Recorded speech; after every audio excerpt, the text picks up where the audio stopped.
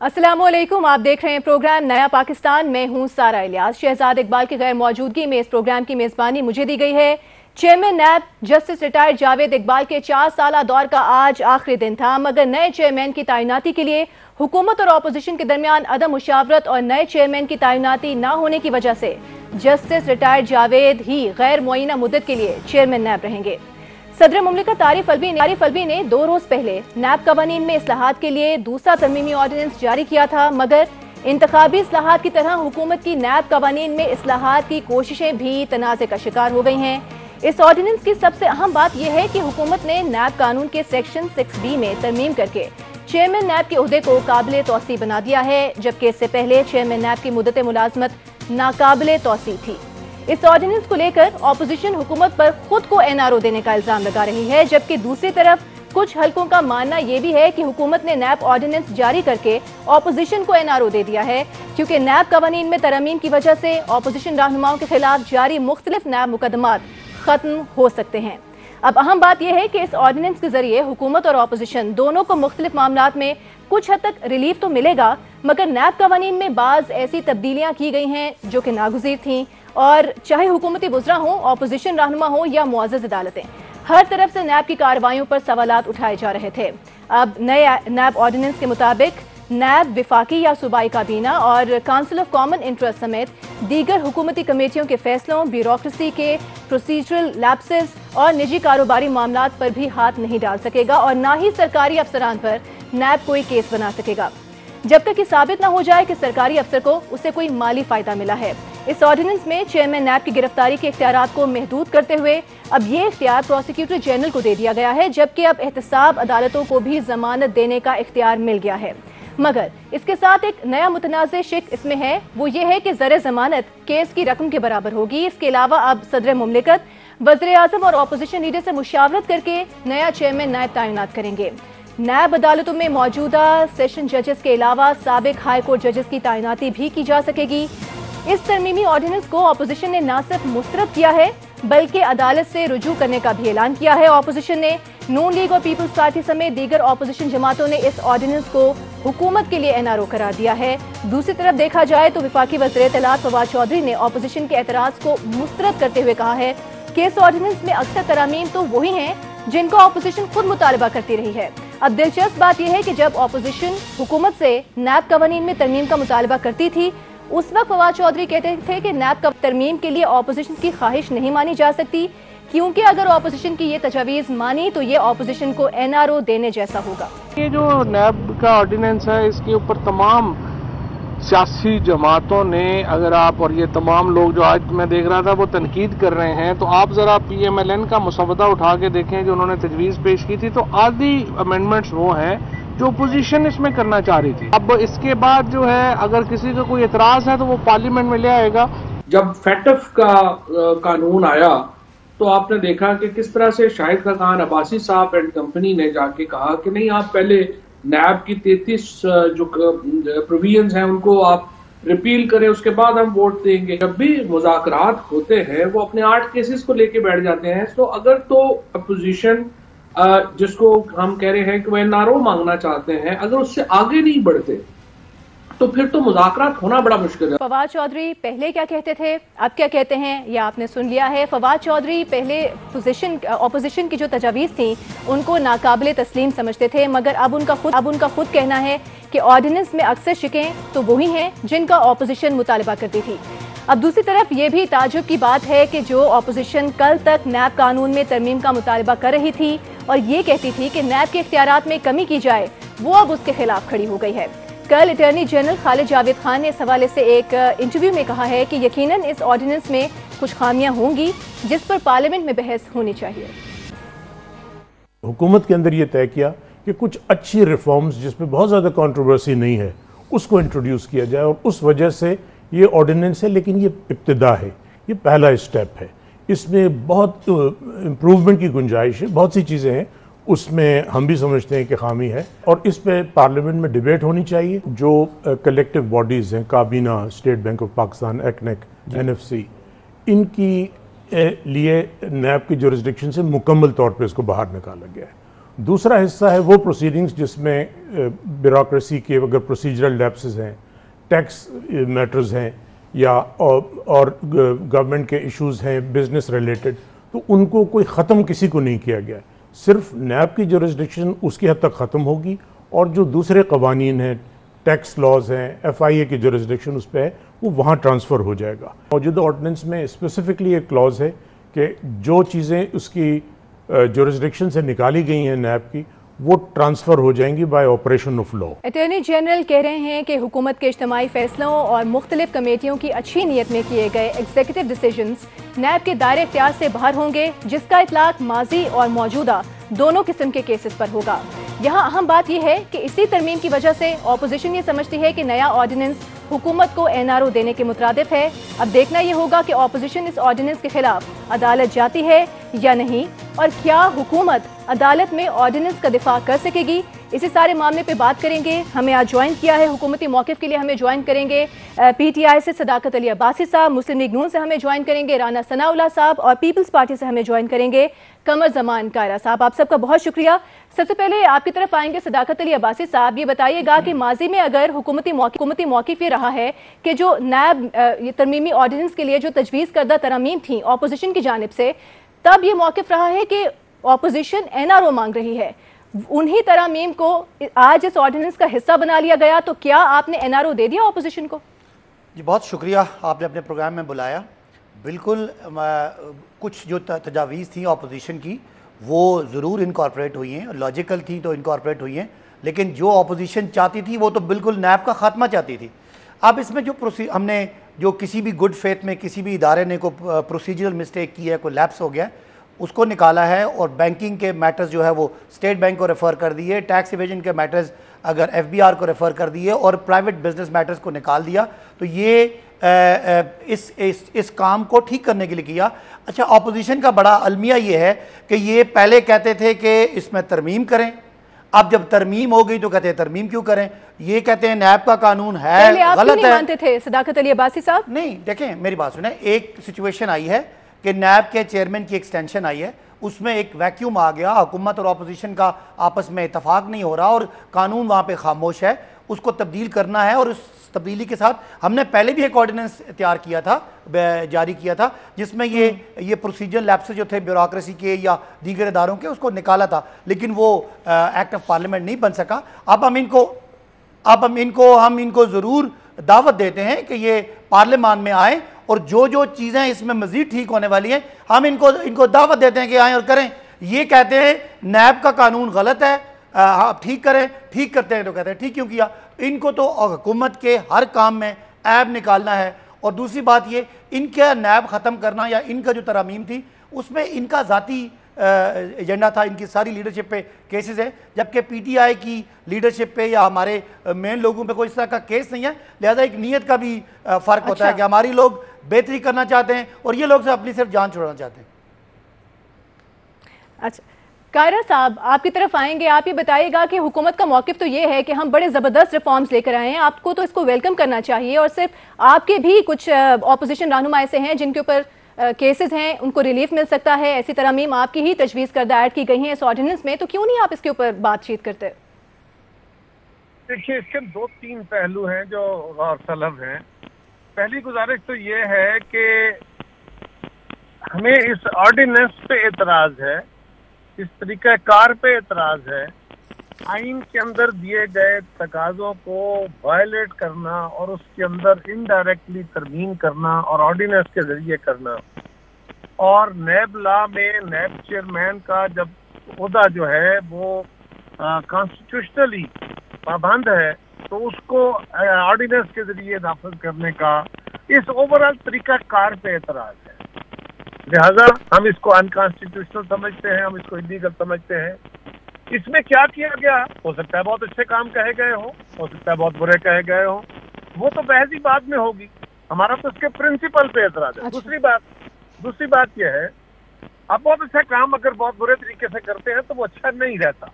लेकिन दूसरी गुजारिश यह है कि जो बातें हम कहते थे, हमारे जो मुसव्वदे थे, हमारी जो डिमांड थी, वो कभी भी नैब लॉ को ख़त्म करने की नहीं थी। हमारा कोई एक प्रोग्राम किसी एक कागज के ऊपर लिखी हुई बोली हुई तारीख बता दे जिसमें किसी ने कहा हो कि जनाब नैब को खत्म किया जाए। हम ये कहते थे और अदालतें कहती थी कि नैब लॉ के अंदर जो कमजोरियां हैं उन कमजोरियों को दूर किया जाए, उन खामियों को दूर किया जाए। और आज आपने वो सारे काम कर लिए, तजवीज़ कर दिए जो हम आपको कहते थे।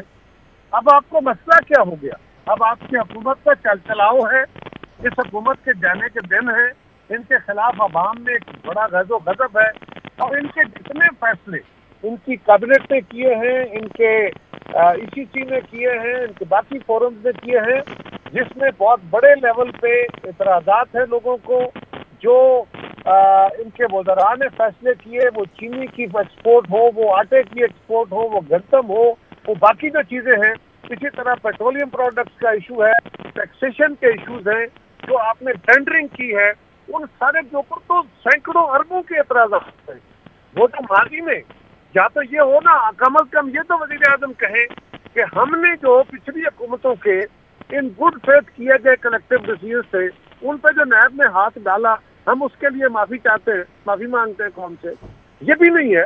और आज अब अपनी बारी आने वाली है, हम तो भुगत बैठे, अब अपनी बारी है तो इस पर ये एतराज़ है।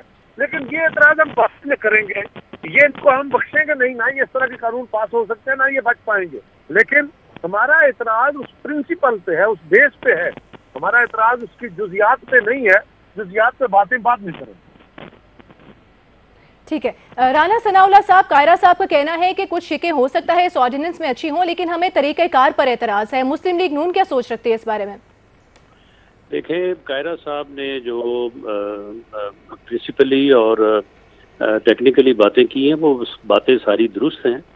मैं उन सभी बातों की जो है वो तईद करता हूँ। और उससे आगे मैं ये अर्ज करता हूँ कि इन्होंने देखें, इन्होंने जो ये NRO जो है ये इन्होंने दिया है खुद को, ये एक टेलर मेड NRO है। यानी जो हमाकतें, जो नालायकियाँ, जो गलत फैसले इन्होंने किए, उन फैसलों के नतीजे में कौमी ख़जाने को कई 100 अरब का नुकसान पहुंचा और आम आदमी की जेब से जो है वो अरबों रुपया लूटा गया। लोग गुर्बत की सतह से जो है वो नीचे गिरे। और इन्होंने जो जुर्म किए थे, उन जराइम को सामने रख के इन्होंने टेलर मेड ये NRO बनाया है खुद के लिए। और राग अलापते रहे हैं कि मैं NRO नहीं दूंगा, मैं NRO नहीं दूंगा। तो अब ये खुद ही जो है वो जैसे कहावत है कि रांझा रांझा कर दी नहीं मैं आपे रांझा हुई।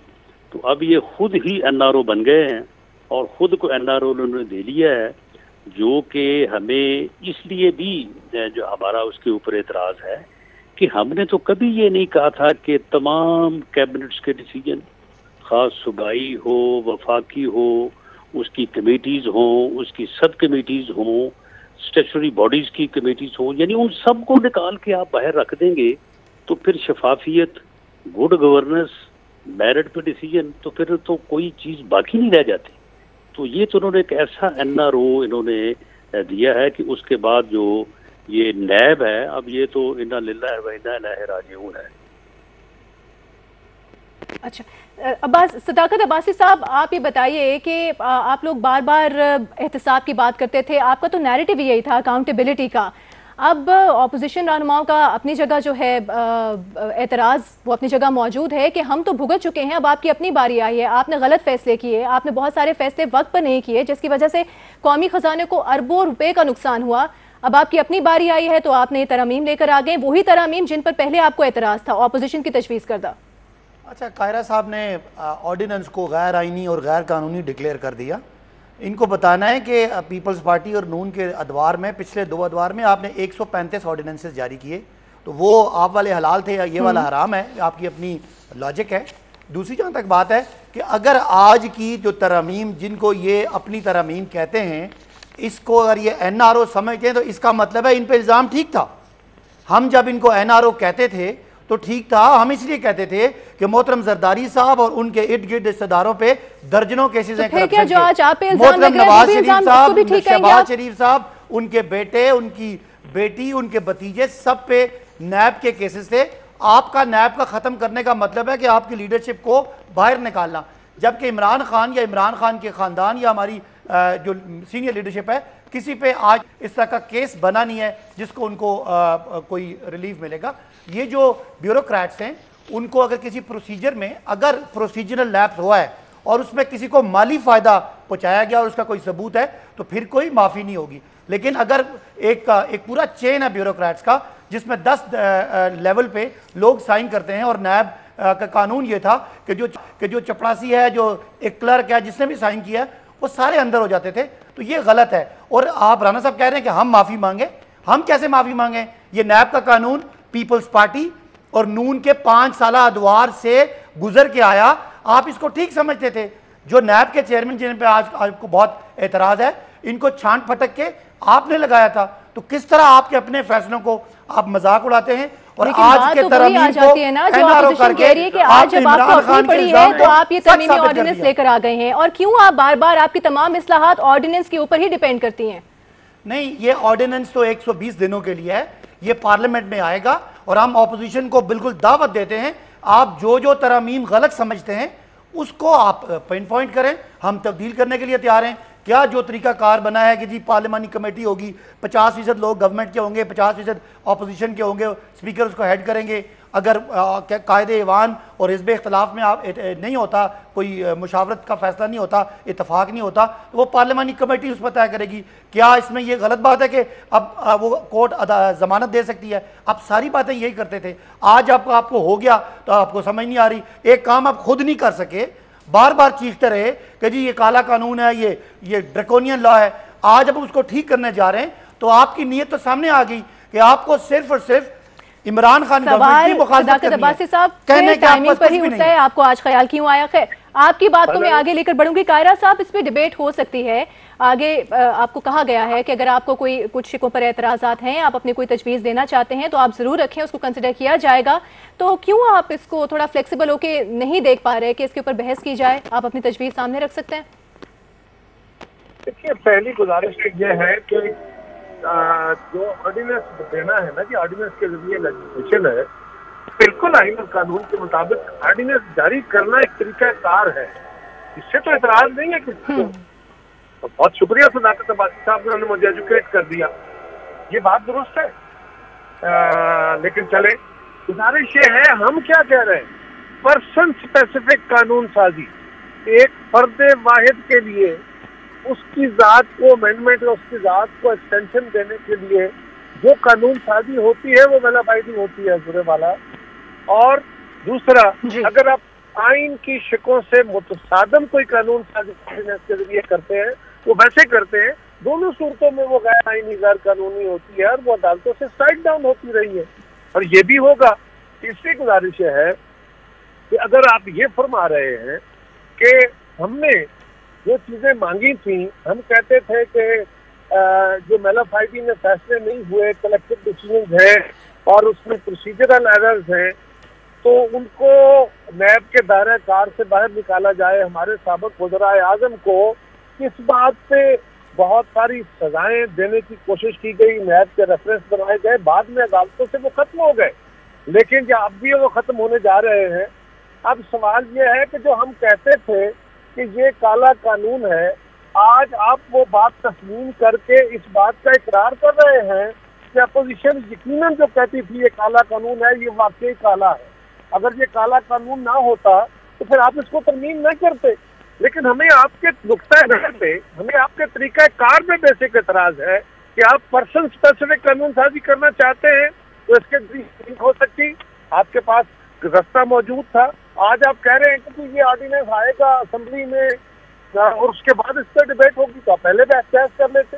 यही इरादा आपका था, आप अपोजिशन को एंगेज करते, पार्लियामेंट में बिल लाते, उस पर बहस होती, बिल पास हो जाता, किसी को एतराज ना होता। आज हम ये कह रहे हैं कि आपने ये एक रास्ता इख्तियार किया है और आज तक हुकूमत ने अवाम से भी जितने वादे किए हैं उनसे 100% इनहराफ किया है। वो 200 अरब डॉलर लाने, बाहर से लाने का हो, वो तेल, चीनी, गैस सस्ती करने का हो, वो बिजली सस्ती करने का हो, वो 1 करोड़ नौकरियां का हो। हालांकि इनके वज़रा तो कह रहे हैं हम 1 करोड़ नौकरियां दे चुके, हिंदुस्तान के लोगों को दिए या अफगानिस्तान के लोगों को दिए, पाकिस्तान के तो नौजवान सरापा मिजाज में। तो इनकी किस बात पे एतबार किया जा सकता है?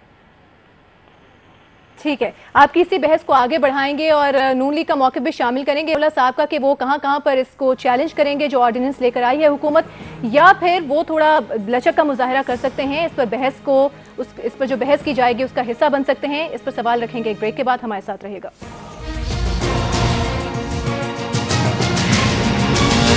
Welcome back. नैब तरमीमी ऑर्डिनेंस पर बात हो रही है जिसको लेकर एक बार फिर हुकूमत और ऑपोजिशन के दरमियान सख्त तनाव की सूरत हाल पैदा हो चुकी है। राना सनाउल्लाह साहब आपकी तरफ आएंगे। अब आप बताइएगा कि नून लीग क्या सोच रखती है। आपसे पहले भी मैंने पूछा था क्योंकि अटॉर्नी जनरल ने कल एक जगह इंटरव्यू के दौरान कहा है कि हुकूमत ये इरादा नहीं रखती कि इस ऑर्डिनेंस के जरिए एक मुस्तकिल कानून बना दिया जाए। इस पर बहस की गुंजाइश जरूर है। तो हम क्यों इस साइकिल में फंसे रहना चाहते हैं कि इसके ऊपर बात ही ना की जाए और हुकूमत अपने मौक़िफ़ पे कायम रहेगी, आप अपने मौक़िफ़ पे कायम रहेंगे, तो ऐसे मामलात कैसे आगे बढ़ेंगे? देखें, ये जो नैब ऑर्डिनेंस है या एहतसाब लॉ है या इसी तरह से जो इलेक्शन कमीशन से मुतल्लिका लेजिस्लेशन है, इसमें जो पार्लिमानी रवायात रही हैं या जो जमहूरी रवायात रही हैं, तो उनमें हमेशा कोशिश ये की जाती है कि जितने भी स्टेक होल्डर्स हैं, जितने भी फ्रीक हैं या जितनी भी पार्टीज रिप्रेजेंटेड हैं पार्लियामेंट में, उन सब के साथ जो है इसके ऊपर बैठ के बात की जाए।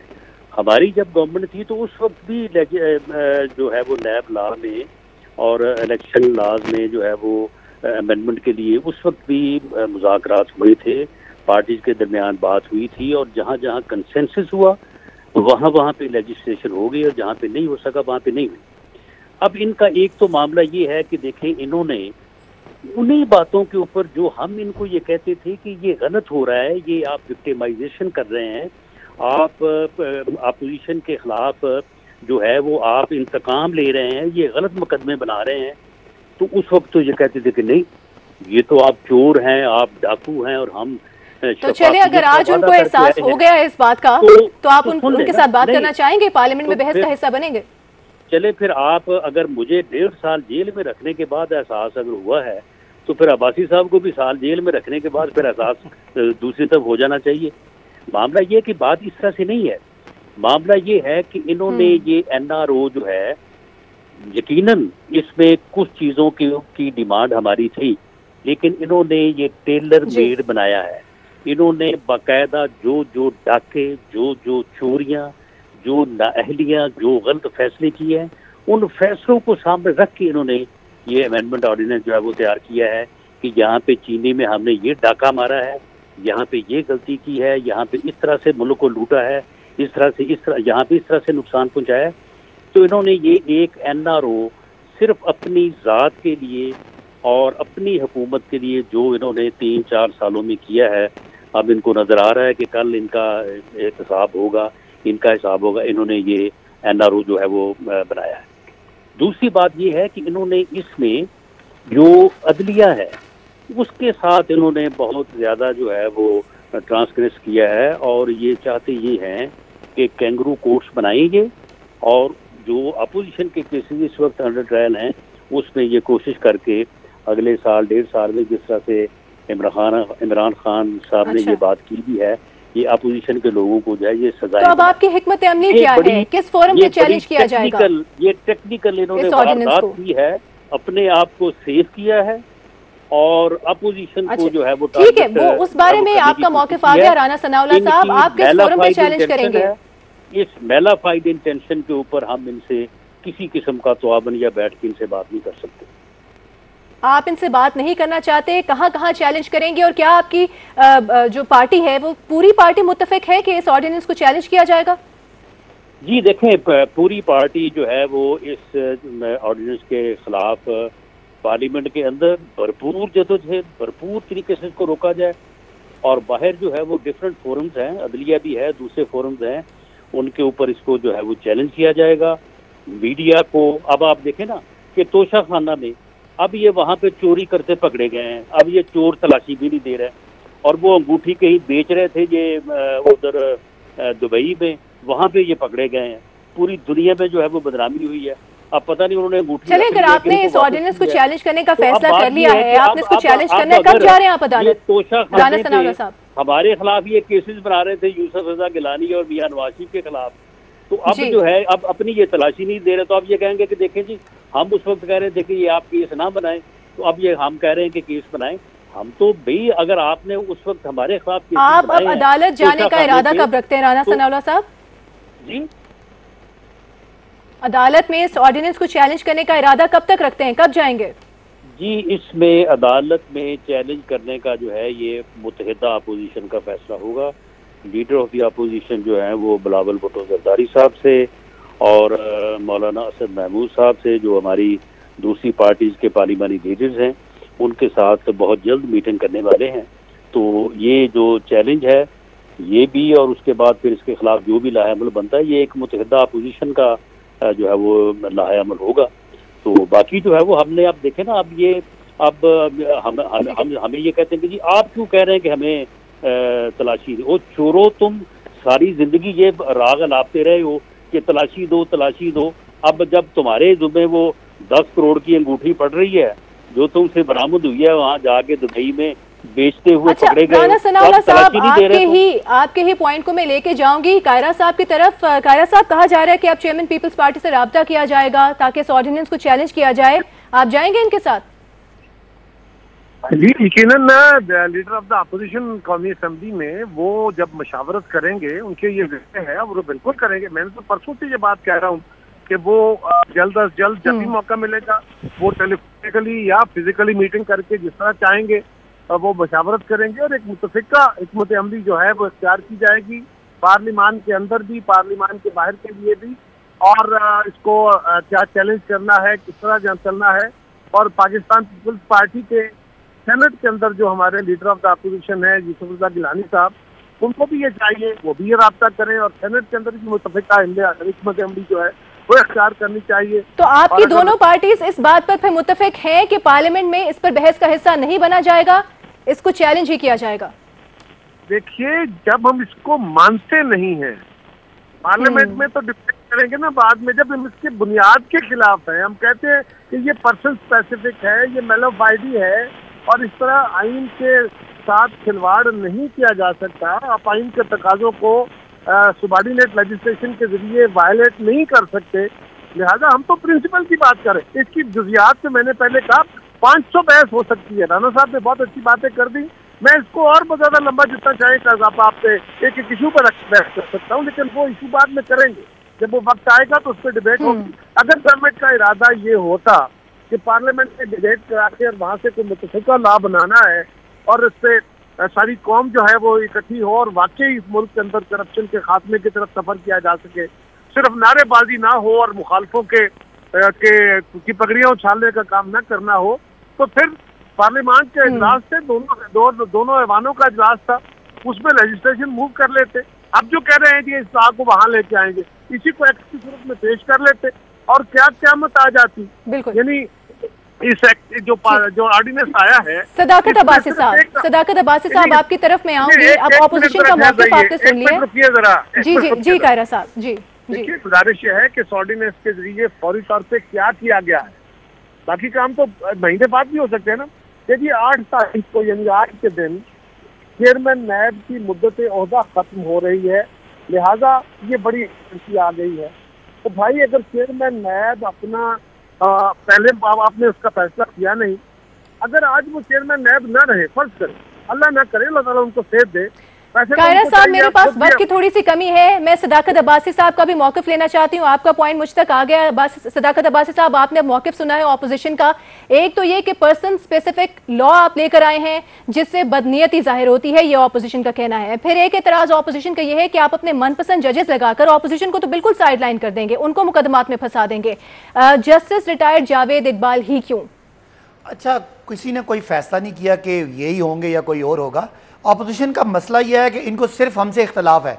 ये कहते हैं इलेक्शन में धांधली हुई है, धांधली को नहीं मानते। हम कहते हैं आप रिफॉर्म करें, कहते हैं हम रिफॉर्म भी नहीं करते। हम कहते हैं हमसे बात करें, आप हमसे बात भी नहीं करना चाहते। इसी तरह ये कहते हैं कि जी केसेस हम पे बने। भाई केसेस आपने एक दूसरे पे बनाए, हमारे तो सिर्फ 2-3 केसेस हैं जो अभी बने, वरना ये पुराने केसेस हैं। जरदारी साहब पे सारे केसेस पुराने हैं, मियाँ नवाज शरीफ सारे केसेस आपके दौर के हैं।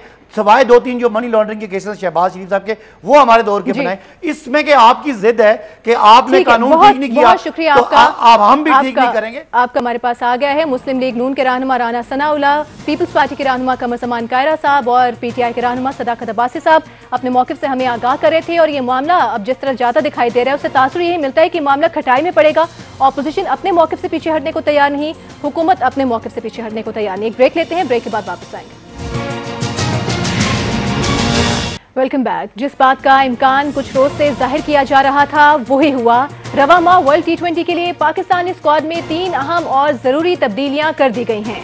कौमी T20 टूर्नामेंट में बेहतर कारकर्दगी दिखाने वाले बल्लेबाज हैदर अली, फखर जमान और सरफराज अहमद को कौमी स्क्वाड में दोबारा शामिल कर लिया गया है, जबकि नाकिस कारकर्दगी दिखाने वाले खुशदिल शाह, मोहम्मद हसनैन और आजम खान स्क्वाड से बाहर हो गए हैं।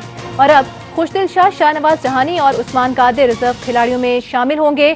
पिछले माह की बात की जाए तो वर्ल्ड T20 के लिए कौमी स्क्वाड का ऐलान होने के बाद सिलेक्शन पर कई सवालात उठ रहे थे और खास तौर पर आजम खान, आसिफ अली, खुशदिल शाह और सुहेब मकसूद की स्क्वाड में सिलेक्शन ने कई लोगों को हैरान कर दिया था। मगर चेयरमैन PCB रमीज राजा सिलेक्शन का दिफा करते हुए ये कहते थे कि अगर खुशदिल शाह, आसिफ अली या आजम खान में से कोई एक भी चल गया तो पाकिस्तान मैच जीत जाएगा। मगर कौमी T20 टूर्नामेंट में खराब कारकर्दगी के बाद देखा गया कि आजम खान और खुशदिल शाह को अब ड्रॉप कर दिया गया है। खुशदिल शाह ने टूर्नामेंट में अब तक 8 मैचेस में 24 रन की औसत से सिर्फ 173 हैं। आजम खान 8 मैचेस की सीरीज में 8 मैचेस में 17 रन की औसत से सिर्फ 123 रन बना पाए हैं। अब गेंदबाज मोहम्मद हसनैन की बात की जाए तो उन्होंने इंतहाई मायूस कुन कारकर्दगी दिखाते हुए 7 मैचेस में सिर्फ 6 विकेट्स हासिल की हैं। और दूसरी तरफ हैदर अली मुतासिर कुन कारकर्दगी दिखाकर एक बार फिर सिलेक्टर्स की नजरों में जगह बनाने में कामयाब हो गए हैं। हैदर अली कौमी T20 टूर्नामेंट में अब तक सबसे ज्यादा रन बनाने वाले बल्लेबाज हैं, जिन्होंने 8 मैचेस में 63 रन की औसत के साथ 315 रन बनाए हैं, जिनमें 3 निस्फ सेंचुरियां भी शामिल हैं। इसके अलावा सरफराज अहमद ने 7 मैचेस में 46 की औसत के साथ 185 रन बनाए हैं, जिसके बाद उन्हें आजम खान की जगह टीम में शामिल किया गया है। अब यहाँ पर अहम बात यह है कि आसिफ अली और सुहेब मकसूद भी टूर्नामेंट में मुतासर कुन कारकर्दगी दिखाने में नाकाम रहे, मगर इसके बावजूद दोनों खिलाड़ी टीम में जगह बनाने में बहरहाल जरूर कामयाब रहे हैं। कौमी स्क्वाड में तब्दीलियां कितनी दुरुस्त हैं, स्क्वाड में मजीद क्या बेहतरी की जा सकती थी, गुंजाइश थी बेहतरी की, इसी मामले पे बात करेंगे। साबिक क्रिकेटर सिकंदर बख्श साहब ने हमें ज्वाइन। सिकंदर, क्विकली सबसे पहले बताइएगा ये जो तब्दीलियां की गई हैं, आप मुतमईन हैं इससे, कैसी हैं तब्दीलियां?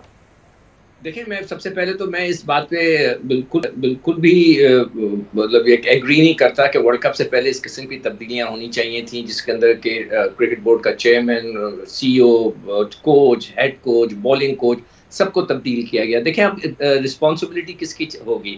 मैं इसलिए कि ये पॉलिटिकल शो है तो थोड़ा सा मैं पॉलिटिकल एक जुमला मार देता हूँ कि जिस तरह के हमारे गवर्नमेंट जो है हर चीज़ प्रीवियस गवर्नमेंट को ब्लेम करती है, अब यही होगा कि जब ये कुछ खुदा ना करे 19 नहीं हुआ तो क्या वो प्रीवियस सेटअप को ब्लेम करेंगे? तो मेरे ख्याल से इन सबको रहना चाहिए था, ताकि जो ये टीम बनाते हुए लेकर आए 2 हफ्ते पहले सबको हटा दिया गया, विच वॉज रॉन्ग। एनीवे, वो तो हो गया। अब ये बात कर रहे हैं कि हम ये नई तब्दीली हुई हैं वो सही है नहीं। कि हैदर अली बिल्कुल ठीक, उन्होंने बहुत ज़्यादा रन किए। जब इस किस्म के टूर्नामेंट किसी बड़े टूर्नामेंट से पहले होते हैं तो उसका मकसद ये होता है कि आप देखते हैं कि कौन इन टच है। तो हैदर अली ने अपने आप को बड़ा चेंज किया है। पहले वो सिर्फ क्रॉस बैट शॉट्स खेलते थे, अब बहुत किस्म के शॉट्स खेल रहे हैं। It was a right choice. देखें, सरफराज को अगर आपने टीम में रखा है तो खुदा के लिए उसको जो है पानी पिलाने के लिए ना रखें, उसको खिलाएं। आज ही जो है हम जो दोपहर को प्रोग्राम कर रहे थे, हम उसमें जिक्र कर रहे थे कि रिकी पॉन्टिंग जो कि वहाँ पे मौजूद हैं, वो कह रहे हैं कि विकेट डेड हो गई हैं, स्लो हो गई हैं, लो हो गई हैं। तो जो हिटर्स हैं, जो पावर हिटर्स हैं, उनको हिटिंग मारने में प्रॉब्लम होगी। तो आपको उस जगह पर ऐसे लड़के की ज़रूरत है कि जो ग्राफ्ट करे, इनिंग्स को लेके चले और आखिरी में जाके अगर वो पावर हिटिंग कर सकता है तो करे, वो है सरफराज।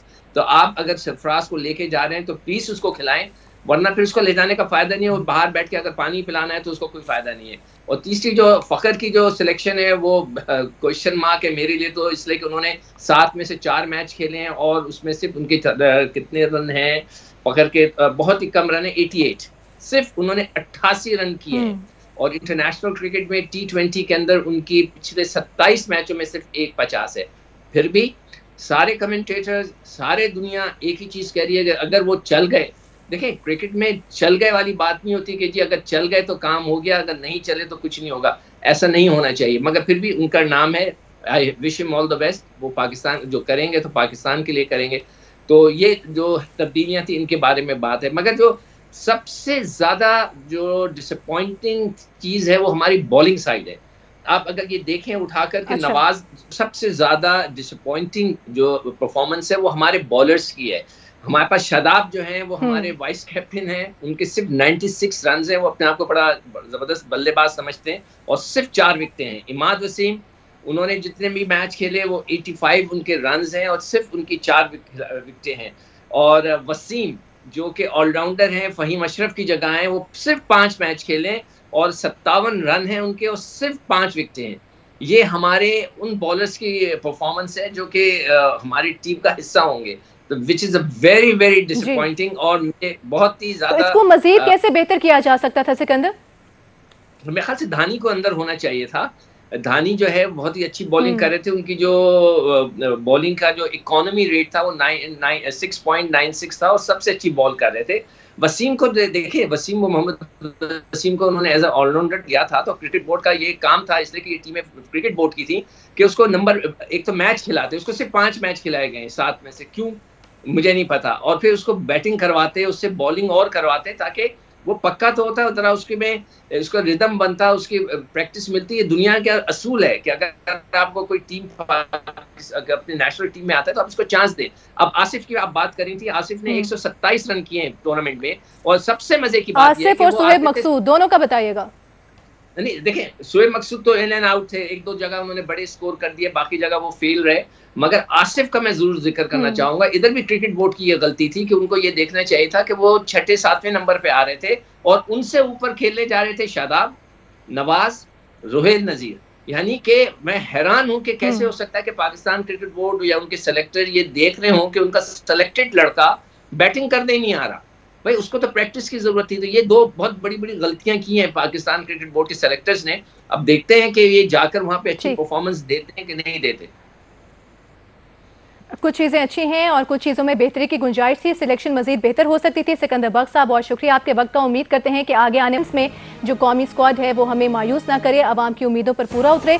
एक ब्रेक लेते हैं, ब्रेक के बाद वापस आएंगे, एक और अहम इशू पे बात करेंगे।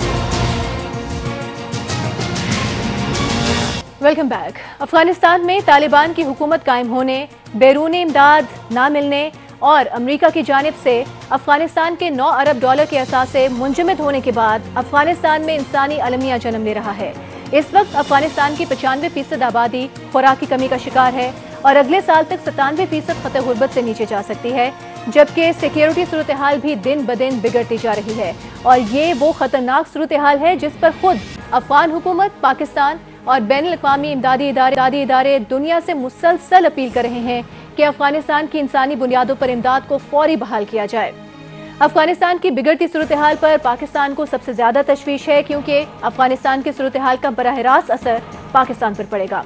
आज इस हवाले से वज़ीर-ए-आज़म इमरान खान की ज़ेर सदारत नेशनल सिक्योरिटी कमेटी का एक अहम इजलास हुआ। इस इजलास में तीनों सर्विसेज चीफ के अलावा DGI और वज़ीर ख़ारिजा समेत दीगर वज़रा ने शिरकत की। इजलास में वज़ीर-ए-आज़म ने अफगानिस्तान में हुकूमत की मुख्तलिफ कोशिशों को हम आहंग एक खुसूसी सेल कायम करने की हिदायत की है। एलामिया जारी हुआ है जिसके मुताबिक पाकिस्तान ने बैनुल-अक़वामी बरादरी पर जोर दिया है कि वो अफगानिस्तान में इंसानी बहरान से बचने के लिए मदद फराहम करे। इजलास में यह भी बताया गया कि अफगानिस्तान में किसी भी अदम इस्तेहकाम के पाकिस्तान पर शदीद मनफी असरात हो सकते हैं। अफगानिस्तान की बिगड़ती हुई सूरत हाल पाकिस्तान के लिए बाइस तशवीश है। मुआशी मुश्किलात के साथ तालिबान की नई हुकूमत को दाइश के चैलेंज का भी सामना है। आज भी कुंदूज में नमाज जुम्मा के दौरान धमाका हुआ, जिसमें 100 से ज्यादा अफराद के हलाक और जख्मी होने की इत्तलात हैं। 5 रोज पहले अफगान तालिबान के तर्जुमान ज़बीउल्लाह मुजाहिद की वालिदा की नमाज जनाजा के दौरान भी दहशतगर्द हमला हुआ था, जिसमें 5 अफराद जान बहक हो गए थे। अब एक तरफ अफगानिस्तान में सिक्योरिटी सूरत हाल खराब हो रही है, तो दूसरी तरफ मुआशी बहरान इंतहा को पहुंच चुका है। हालिया आदाद शुमार की बात करें तो उनके मुताबिक आज अफगानिस्तान में 95% खानदानों के पास खुराक नहीं है, जबकि UN डेवलपमेंट प्रोग्राम की रिपोर्ट में इस खदशे का इजहार किया गया है कि 2022 के वक्त तक अफगानिस्तान की 97% आबादी गुर्बत की लकीर से नीचे जा सकती है। अफगानिस्तान की GDP मनफी 13.2% तक गिर सकती है और अफगानिस्तान में 95% अफराद को खुराक की कमी के अलावा इस वक्त 20 लाख बच्चों को ग़िज़ाइयत की कमी का भी सामना है। सेहत आमा की 90% सहूलियात अफगानिस्तान में फंड्स की अदम दस्तयाबी की वजह से बंद हो चुकी हैं। तालिबान के इक़्तिदार में आने के बाद से अब तक अफगानिस्तान में खुराक की कीमतों में 30% इजाफा हो चुका है। आटा, चावल और खुर्दनी तेल की कीमतों में 30% तक इजाफा रिकॉर्ड किया गया। अफगानिस्तान में सिक्योरिटी, मौशी और सेहत की सूरत हाल इंतहाई परेशान कुन है और अगर आलमी बरादरी ने बरवक्त इकदाम ना किए तो इंसानी बहरान इंसानी अलमिया में तब्दील हो सकता है और उस अलमिया के असरात पाकिस्तान पर सबसे ज़्यादा पड़ेंगे। और इसीलिए पाकिस्तान मुसलसल दुनिया से ये अपील कर रहा है कि अफगानिस्तान की फौरी मदद की जाए, इससे पहले कि बहुत देर हो जाए। आज के प्रोग्राम में इतना ही, मुझे दीजिए इजाज़त। अल्लाह हाफ़िज़।